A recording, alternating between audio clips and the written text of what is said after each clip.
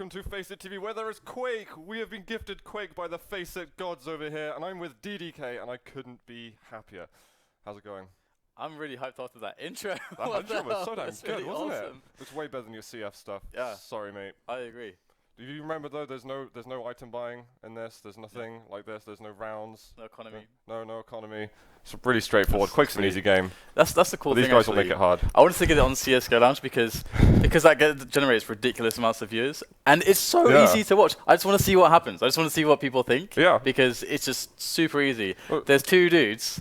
They have to kill each other, and they pick stuff up. Yeah. It doesn't really get simpler than that. It sounds simple, but there's a lot of intricate tactical elements in it that I'm sure myself and DDK will explain as we go along. We were thinking, why don't we just put the Quake games on CSGO Lounge? But obviously, can't do that. Apparently, it's on the EGB. Yeah, exactly. EGB, they put up the prize money for this as well. So they love Quake. These guys have always been supporting Quake. So go check out egb.com. You can actually do real money betting there. So if you all the matches are listed there, so you can go check that out if you think there might be some particular like really strong value bets that you could throw in there. Yeah. We'll have to see as the time goes on, or you could just put everything on Cooler.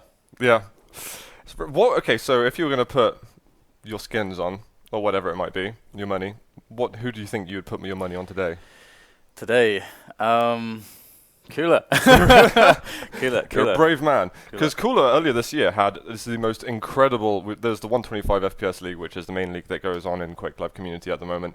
And Cooler just had an absolutely insane month where he managed to go through a round of 12 bracket. And he managed to beat everyone, including Evil, including Cypher, and people were just blown out the water. He almost lost to a guy called Base as well. And it's just at the last minute he was going over the top and managing to get the win and just playing so intelligently the whole way. It was mind-blowing. But Evil is the most recent champion in Quake, online champion, you could say. I'm wondering now, there's a big prize pool for us Quakers. I think there's going to be a battle between Cypher and Evil at the end, personally, although I would love to see Cooler getting up there because he's started streaming recently. There was so much hype. He's like the biggest streaming Quake at the moment, apart from this. And I wonder if he could claw his way back in like he did earlier this year. That would be good. That would be a story. Well, it's funny you say Claw because he's going to be playing Clawz first. I didn't even do that on purpose. You didn't? Man. Okay. All right. But I believe you. I don't know yet if Clawz is a threat. Cypher did once upon a time say that Clawz, he could win the next Quakecon, and we're basically at Quakecon, but they're on the same team. Cypher's going to be like, get out of the way. I'm the champion. Let me secure the $. Yeah. And I don't know if Clawz is going to be able to get that time to shine at Quakecon, but maybe this is a time to maybe prove to Cypher, actually, why didn't you let me get in instead? Yeah, it's an interesting one. I mean, with Cooler as well, he used to be a player back in the days, like really early Quake 3 OSP days, where he would never perform online because back then there were actually a lot of LAN tournaments, and he always used to just practice certain things, even in competitive matches. So it would always look like he was a lot worse online than he really was. So when he won that, because I saw that run as well, and I was really impressed. I guess partly it's just because he's like, well, there's not much going on in Quake right now, so this is the most prestigious thing to win, the best thing to win, and so you like put all the full effort in, and so I'm not sure. You never know with Cooler. You never know like how seriously he will take himself. Of course, if when he goes to LAN, you know he's going to go balls to the walls all the way. But it's not like his aim was the best aim in the whole tournament or anything like that. It was just the way he played the specific opponent on the specific maps, and each time you knew this wasn't about how to play Quake. This is how to play Evil or Base or Cypher or whoever the hell his opponent turned out to be then. So I wonder if he's going to do that again. He has been playing, so maybe his aim is going to be at a really good level as well. But Cooler versus Clawz, you showed there the first map. There's Group A, it's starting any moment now, and then Group B is starting at 14:45 Central European Summertime. Cooler versus Clawz is an interesting one. It could go either way, honestly. We need a couple of games of Cooler first before we can tell whether or not he is in that champion mindset, as you might want to refer to. Yeah, he used to be a slow starter, like someone who would warm up through the groups and peak at the right times. And I remember when he just came back into Quake Live because he had a huge hiatus. I don't think anyone even thought that he'd ever come back to the game, to be honest, because with his personal life, I mean, people always kind of had glimpses into his life because someone would report from his like VK or something. but he came back and initially he was like, oh, I can actually aim, and he's just like playing a super aim-based style. And it's like, what? This is cooler. Like it's actually better than you remember the aim yeah. being. So it's absolutely insane, to be honest. I'm nervous for him though. I still will give it a little bit. I'm just hyped as hell that we've got 600,000 followers on FACEIT, having the opportunity to see some Quake. So for us Quakers in the Quake community, it's always super fun to watch Noctis as well. I'm actually really happy to see that he made it into the lineup. You never know what you're going to get with Noctis, so but it's always very fun to watch. He hates the apparently I had a little sort of information thing written for me. He hates the plus back game. He's got some kind of philosophical Are you serious? Yeah, he's just disgusted by it. He doesn't really play Duel that much. He's a TDM star. He's one of the best TDMers in the world, I'd say. But he can also beat anyone in Duel if he's in that zone. Yeah. He's really smart. He's just a really smart guy, basically. He just gets the game. That's what it comes down to. Yeah. I think we'll be seeing him a little later on. Is there any chance we can get those games up again? So we've had them on the screen. I'd like to talk about a couple of the matches that are happening. So yeah, Evil versus Noctis is going to be the second game. That's going to be really unusual. I don't think if you spoke to Noctis now, I don't think he'd be super confident about going up versus Evil. But if he's in that kind of YOLO, I do not care at all style, then he's not going to play. He's not going to have the fear versus Evil, and that's probably going to help him focus. Cooler did once say that the main problem people have against Evil is actually the fact that you're going versus Evil. It's not he's making the most amazing plays in the world necessarily. It's just that you get anxious the closer you come to winning against him. The harder it gets, the more pressure is, and the more easily his moves are going to deter you or beat you, eventually kill you, and take the lead over you. Afterwards, we're going to have Evil vs Clawz, so we get 2 Evil games. Do look out for Evil. If you are coming from Counter-Strike, Evil is definitely the favorite for today, and I think the community would agree with that. This guy just does the most incredible things. You're going to see some very, very fast plays from him. It'll be very exciting. Cooler's going to be a lot slower, strategic, as we've discussed already. Clawz has got some of the most impressive aim I've ever seen, but his decision-making is... I mean, he's a little bit naive in some of his moves. He might make some pushes, which he really shouldn't, where he should just be a bit more patient. Or his timing, sometimes his rotation, he gets caught up in the timing a bit, maybe a demon-esque kind of mistake. But his aim is arguably better than anyone else, other than Tox. We've got there. Yeah, I mean, with Evil, it's always fun because he just doesn't care who he's playing. He'll always he can just assert himself, his style, onto any player. It's so universally good, even though the moves they wouldn't always make sense. But because his aim is so strong and he's always so convicted, it can actually catch you off guard. And like you say, if you're going against Evil, it can sometimes get into your head because it's just so crazy. But he can pull it off, and so it's like hard to have a game plan around that. Which is why Rafa and Cooler were always very, very impressive, because they were, I think, always the 2 best players for me who are so good at just going up against a player and figuring them out eventually, and then being able to just say, I can defeat you. I don't have a style that I put onto every single player. I'm just a smart player. I adapt the best. So that's something I always liked about those 2 players. But yeah, I think it's you've always got to love Evil when it comes to the online matches as well. But it's that thing is, if he sees you with the wrong weapon out and maybe a step further forward than you should be, he's just gonna bite completely. He's just going to be like a wild, aggressive dog, and he's just going to take you down immediately. And as he punishes the most tiny mistakes, and, a positional error might be just a few units away from a choke point where you should be maybe closer to it so you can back out again, and he is just going to wreck you completely if he spots you out of place. And he's far more punishing than any other player, I'd say. Looks like we've got maps updated now for Cooler and Clawz. Sinister, Bloodrun, Elder. Clawz does absolutely adore Sinister, so I would assume that was his pick. And then Bloodrun, Cooler, that's going to be fun no matter what. Clawz isn't so bad there at all, but Cooler on Bloodrun is always super exciting. And then Elder is the newest addition to the Quake map pool and the Quakecon map pool as well. Yeah, maps like this as well, because of course Elder has a lot of tricks to it, and there's a lot of interesting stuff positionally. I actually love how you can actually change routes, even if it's just a minor thing. Yeah, it's maps like this are a bit more finicky. Smart players are always going to be picking them up much faster. This has always been the case.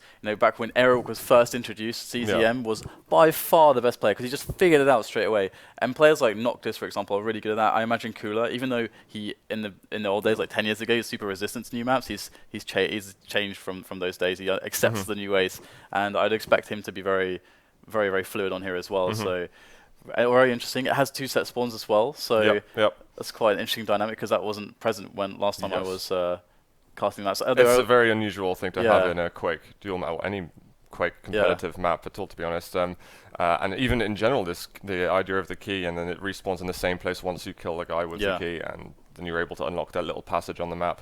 I think we're going to see an Elder. I think there's actually a dangerous chance it could be 2-1 to Clawz, but it looks like the game is starting any moment.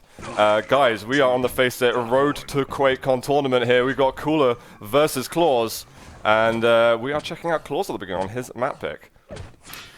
Alright, so he's already got the reds and the yellows, so decent start. I mean, it's pretty standard stuff here, so we'll have to see how Cooler's going to be able to actually get the traps on here. Already he's going to find some damage onto Cooler. But this is not so efficient here for Clawz. He's just going to have to just sit back and just wait for that next red armor and see if he can hold on to it. Cooler might be able to push him off here. He knows he's done a lot of damage. He's going to go in for some more harassment, but he can't get it done just before Clawz is managing to pick up the red armor. So good start here from Cooler. The pressure's been really nice, but can he actually get onto that Mega?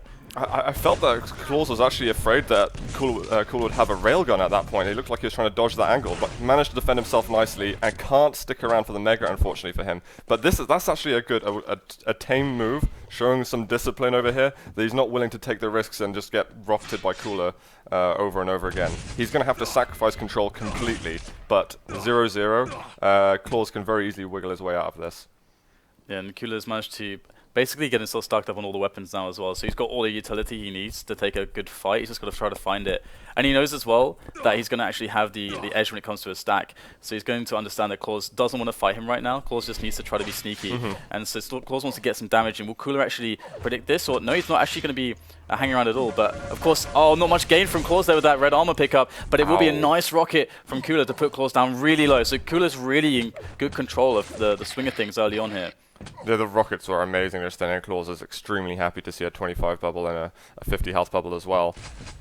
He might try and challenge for this red armor. He's got a good rotation at the moment, but he's actually taking a little bit long to get to the red, and I think he's a bit afraid. I would have liked to see him maybe try for a rail shot or something, maybe through the windows, but he's probably expecting Cooler to have a keen eye on him, trying to pull off a trick like that. I think Clawz should have heard the Mega pick up there as well, so he should realize when it's going to be next.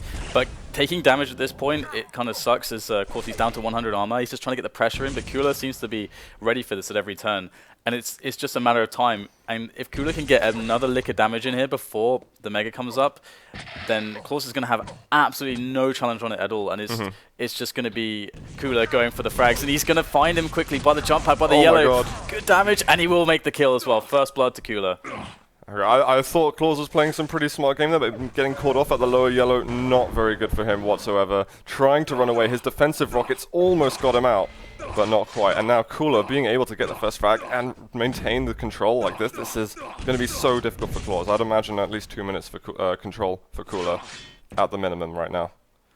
Yeah, it's all about how well you know your opponent here. He's actually already going to catch out Clawz.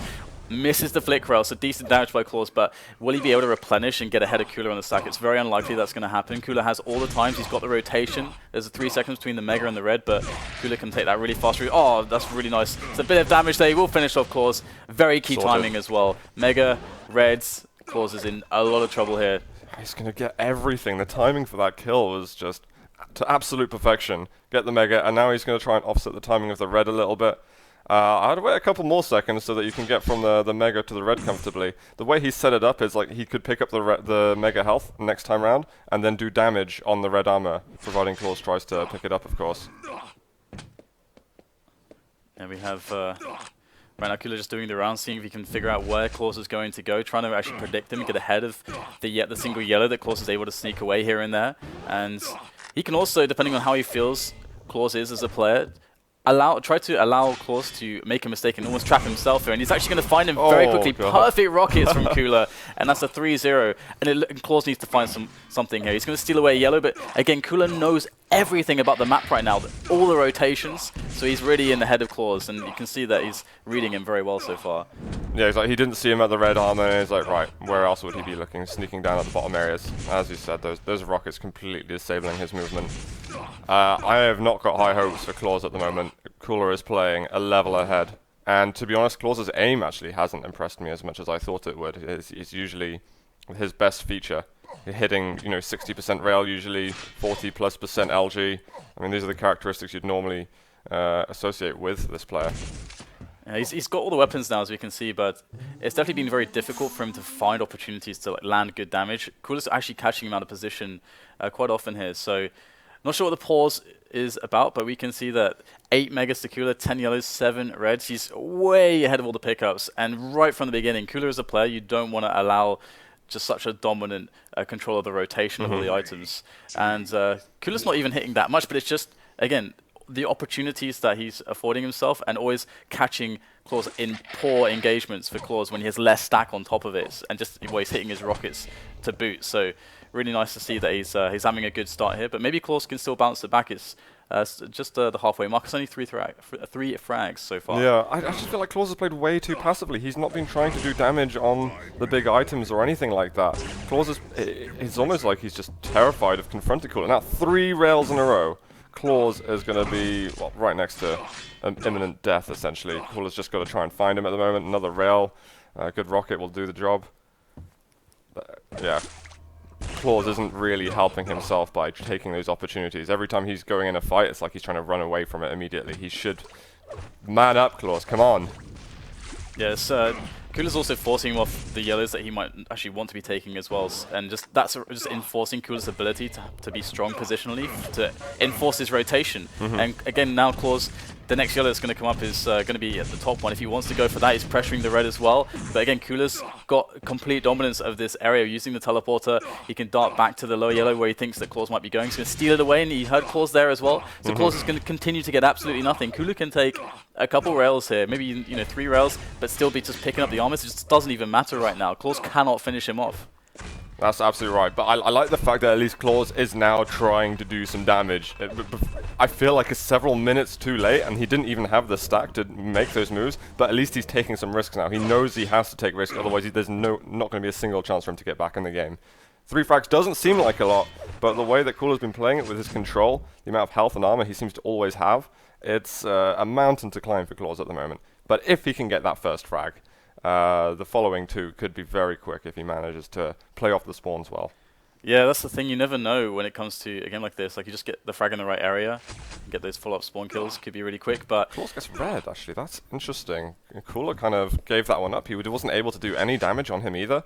Clawz can challenge for the next mega health if he's got the rotation going. And that was what's interesting. Quakecon doing? Because Quakecon didn't even... That wasn't even like a rotation was out of sync or something. I think Quakecon was just trying to predict for an extra frag to try to trap him, thinking, oh, Clawz will never go to red because it's going to spawn. He knows I have the rotation. But in reality, Clawz was there and he got the free red. So Quakecon doesn't need frags either. This is actually not how Quakecon's style used to be. He used to be a guy who could sit on 1-0 and be very content. So going for a frag there, that actually could have cost him that slightly greedy play. So now Clawz, 1 in, back into the game. Can he use it? This might be his only shot back in. Oh dear, the LG from Quakecon is absolutely massive, but Clawz is doing some decent damage. He's going to get the mega, and he's going to be able to challenge for that red immediately, and Quakecon is not even going to bother. He's just going to leg it. He's still got his 3 frag lead. No need to do anything silly at the moment. But that was a dangerous situation for Clawz, dropping down on the lightning gun like that. Yeah, I think if Quakecon had the red timing, he might have actually decided to go for that. It was really, really close. Would have been very tight, but now Clawz has everything, and he's going to find Quakecon as well, and he's got the railgun out, goes for the LG switch. Rockets come in from Quakecon. They need to be completely perfect. They're good, and they will actually fend off Clawz for now, but for how long? Those rockets from Quakecon are just amazing, to be honest, forcing Clawz back and killing those precious seconds that Clawz needs to get back in this game. The red is up. Clawz should just, I think, restabilize his control a little bit. He's got about, really, just under a minute left before it's becoming an absolute emergency for him to make a move and get a kill.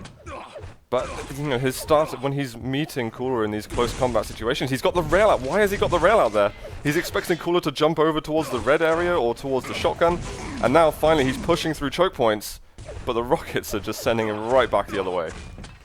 Yeah, this is now Quakecon getting back in, and it's, as you say, like a kind of lack of thinking far ahead enough of time. Clawz goes for a desperation engagement, knows he's got no time left, and Quakecon is going to take him down. Quakecon absolutely made a couple mistakes in this one and did give Clawz an opportunity to get back in. Big opportunity. But Clawz, I think, needed a bit bigger of a plan behind it. Yeah. His attacks, and well, we'll see Quakecon. He should be able to just pull this through now. It's very unlikely Clawz is going to find 4 frags in the minute that's remaining. So pretty solid start from Cooler. I think we can't take a huge amount away from this because we have to remember that Cooler got a really sick rotation. Clawz didn't really know what to do, and to be fair, Cooler only had 3 kills out of it for like the first 6-7 minutes. Even though Clawz couldn't do much damage, he did give himself an opportunity. So it was actually quite a close first map. It did look very dominant to begin with. But I'm just disappointed that Clawz. It's fine. I could forgive him for the way he was playing the entire game because you do have to play smart versus Cooler, and you do want to be careful because you're not really always sure how Cooler is going to approach you. But when he had the opportunities, the weapon switches that he had, just not being able to hit like he normally does, it's disappointing. And Cooler, these rockets just constantly pushing Clawz out of the way. Seems like it's been happening almost every minute. It is a close game, but at the same time, I feel like Clawz beat himself to it as well. Yeah, definitely. GG. So 4-0 and Cooler take the first map. That means we're going on to Blood Run. As you said, it's the most classic Cooler map ever. I mean, Cooler's been playing Blood Runs for like since 2003. I think he's playing for like 2 hours straight on his stream recently as well. He's just started streaming, so you can check him out on twitch.tv/Cooler when he's live. But yeah, he can play Blood Run easily for hours on end. I remember playing Blood Run against him in 2004 in like an ESL tournament. Yeah. How'd that go for you? I was winning for the first 10 minutes, then I lost in the last 5 minutes. So now it's 10-minute duel. If it was Quake Live, you would have had him there. So basically, you beat Cooler. Yeah, basically, yeah. So okay, yeah, that's fair enough. Then he wrecked me on Lost World. So, oh dear. So I sucked at Lost World back then. Yeah. I gotta say though, I'm expecting the 2-0 for Cooler at the moment. I don't think Clawz was convincing enough in his endeavors there, and just the way he was approaching the game. He was just giving Cooler far too much respect to begin with. At the beginning, when he eventually sacrificed the control because he didn't want to challenge on the Mega for too long. He just Cooler was above him. Yeah. Fair enough. I think that was a smart move because that very easily could have ended 1-0 for Cooler immediately right there. But the way he came back into it, he never challenged on an item, anything like that. Yeah. He's got to do that in Blood Run, otherwise Cooler's going to walk away with it. He needs a frag. He hasn't had a single frag yet in this series, even though the series has only been a map. Yeah, Sinister I always found was like a very difficult map from the perspective with aggression. It can be so marginal some of the spots because if you apply too much aggression and it gets away from you, to pick up any of the major weapons like the LG and the Rail and stuff, it's so open that the guy in control can actually really run away with it. So it can be very hard to get back in, very slow to get back in. And there's all these like 50-50s, like which yellow is the out control guy gonna go for? Which yellow do I take? And if he tries to take a risk on one of the yellows, which item does that open me up to positionally? Is it going to be the Mega or the red? Is that going to be opportunities for damage or not? There's so many like little mind games going on there. Yeah. I felt like Clawz could never kind of like figure out where he was in any of those to get opportunities. Because as you say, like it felt like he didn't give himself opportunities until that one mistake that Cooler made. So it was Cooler making a mistake rather than Clawz playing it super well. I don't know. Like it looked like a mistake, but I feel like he was just playing with his mind at the same time. It's like he's giving him almost that false sense of confidence. I don't feel, even though Cooler did make that error, I don't feel like he looked, I don't think he was panicking or anything like that. I think he felt fairly relaxed. And you could tell the way that he was playing with his rockets at the end. He's like, this game actually might have been a bit too easy. It's a good point, actually, because I guess if it's like a mind games perspective, it's not really an error, it's like a gamble, but then you look at it, is it worth taking a gamble at that point? Exactly. Because it's 3 frags, and you can get them back fast on that map. So it could have gone horribly wrong for Cooler there. Yeah. So this is why if you're going to make a move like that, you've got to be confident. Yeah, exactly. But it's Clawz's slightly poor weapon choices, at least at the beginning of fights. You start the fight and he's rushing in you in a tight corridor, and you've got the railgun out first, and then you've got to wait 6 years to switch to the rocket launcher or whatever you want to switch to. And by then, Cooler's already got an escape route planned. He's already hit you with 2 direct rockets, and Clawz is just trying to back out as fast as he can. Yeah. Blood Run. I hope Clawz gets a good start on Blood Run, because that will give him at least a bit of confidence, and he needs that going versus Cooler. Otherwise, I'm expecting a pretty clean 2-0, and then maybe even an early GG on Blood Run. Looks like the map, though, is starting here. Cooler versus Clawz is going to continue in this best of 3 right now. Let's check out Cooler off the beginning, as he's going to be rushing around. There we go. We got him on red armor. And he's going to get himself... Well, he's not going top yellow yet. He's just going to see if Clawz wants to go for the lightning gun and maybe explore the upper areas of the map.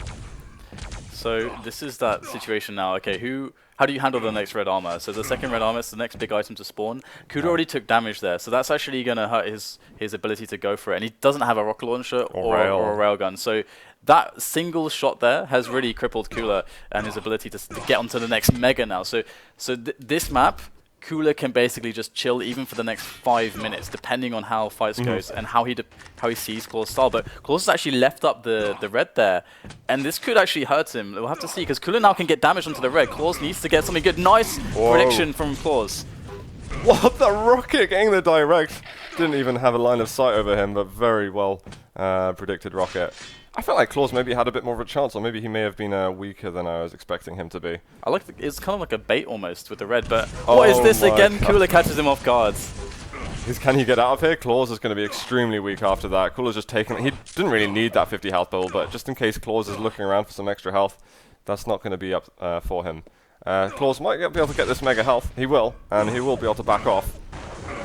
He's hoping for that yellow armor, but challenging the LG. Cooler hitting quite a lot at the moment.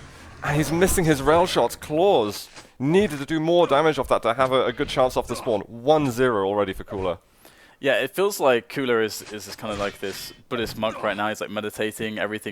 He's very present in the moment. Everything's planned out. He kind of feels the flow and the rhythm of the map and knows everything that's happening. And whereas Clawz like the opposite, like super manic, and he keeps getting caught off guard. He's like moving a little bit too fast. Yeah. And Cooler's just allowing him to play into that. And because Cooler got a much worse start there.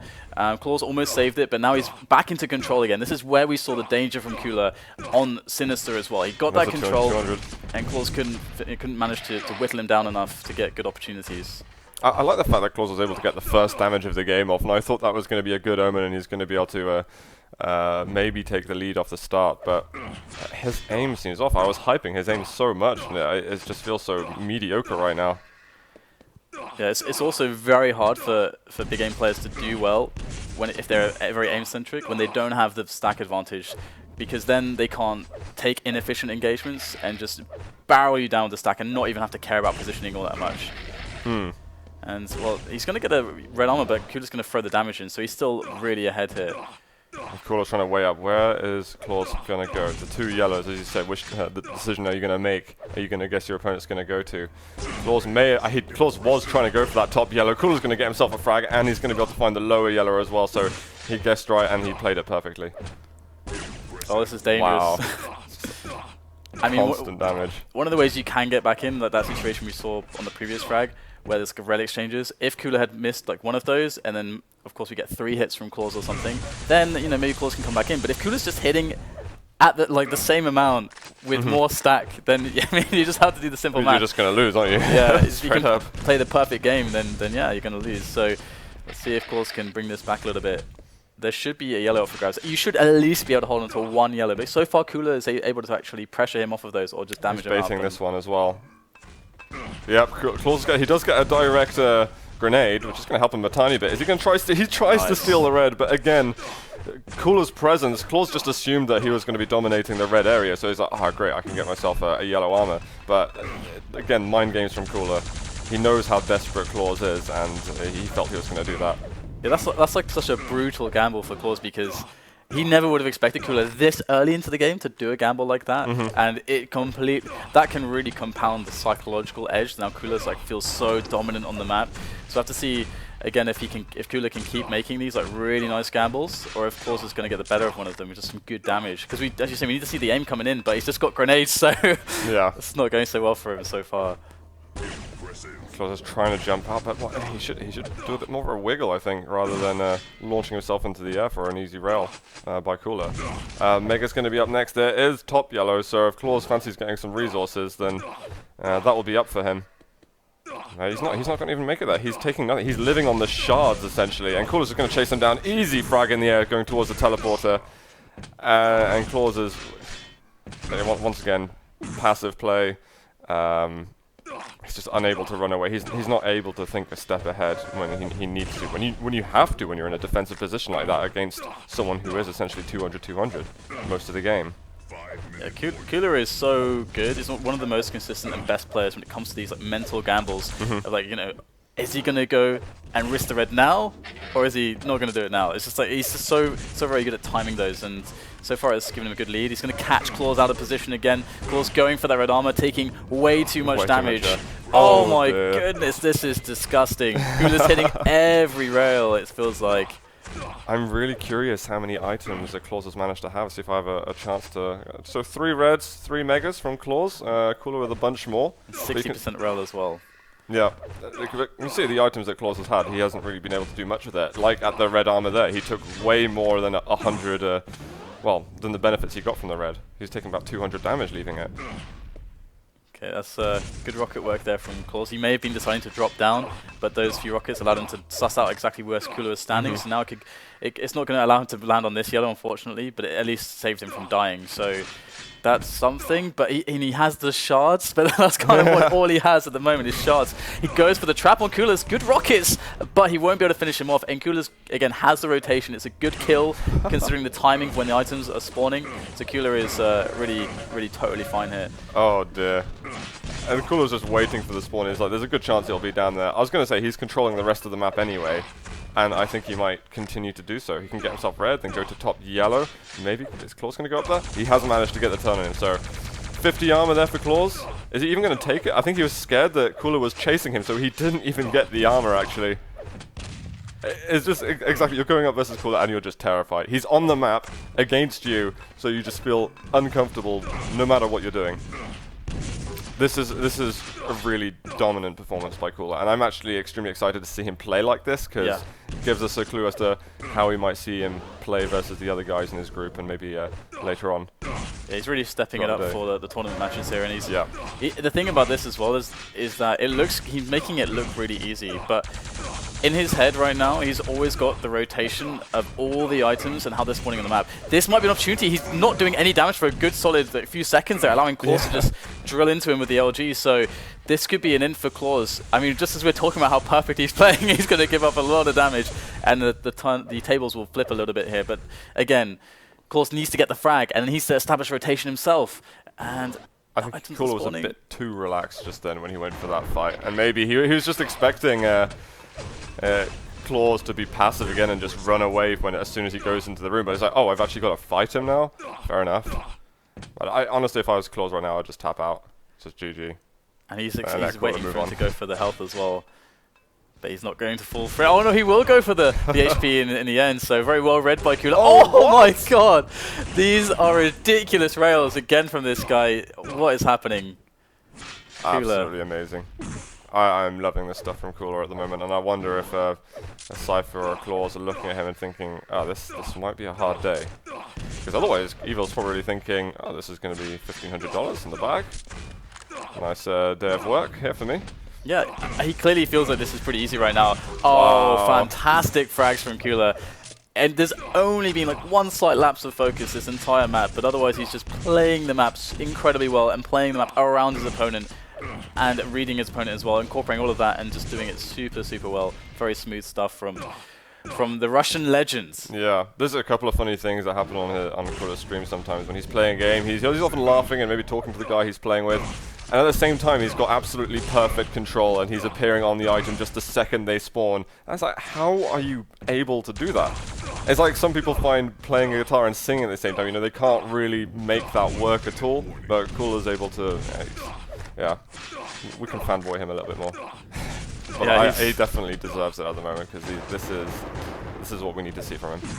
Yeah, one thing people need to just never forget is that Cooler won his first huge LAN. His like the big debut performance was at ESWC, like internationally ESWC 2003, where he was able to beat 0-4 at the time. He was incredibly dominant, and Cooler was only 15 years old. He was only 15 years old, and he was able to beat by far the best dueler in the world. And since then, he's been back and forth in different games and titles as far as Quake goes, and lots of stuff's happened in his life. But when he comes back and puts his mind to it, if it's a Quake game, he can just win. He can still be the #1, which is absolutely amazing, because I don't know if there is anyone else like that in esports. It's the way he pushed the game forward as well, where just the whole style of play, and the fact that he's also won titles in Quake 3, Quake Live, and Quake 4.